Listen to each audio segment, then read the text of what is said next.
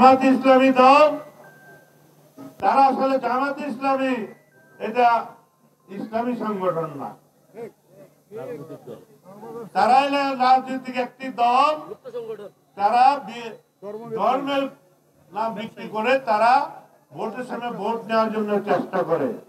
তারপরেও 100 বছর গেলেও তারা কোনদিন ক্ষমতার আসন গ্রহণ করতে পারবে না। এদের কারণ হলো তারা কোনো ওয়াজ মাহফিল করে না, কোন ধর্মর নামে ধর্ম প্রচার করে না। তারা ওই যে পূজা মণ্ডপে গিয়ে বলে যে রোজ আর পূজা নাকি এক। এছাড়াও তারা পূজা মণ্ডপে ভোটের জন্য উলুধ্বনি দিয়েছে। এছাড়াও পূজা মণ্ডপে গিয়ে কি বলেছে, গীতা পাঠ করেছে। আজই তারা আমাদের এই মুসলমান ধর্মের সাথে তাদের কোনো সম্পর্ক নেই। এই দেশে অনেক ইসলামী সংগঠন আছে, অনেক ইসলামী দল আছে, তারা তো কোনোদিন শুনি নাই এই পূজা রোজা এক, তাদের মুখে তো এইসব ভাষা শুনি নাই। তাই আমাদের নির্বাচন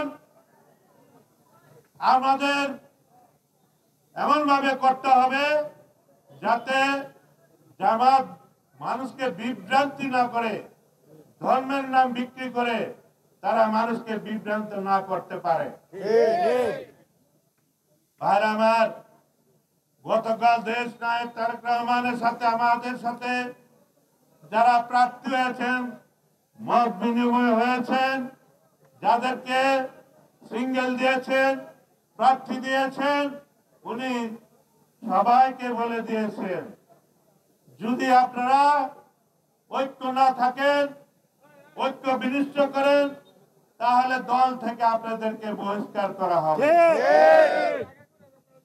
আর যদি দলকে ভালোবেসে থাকেন,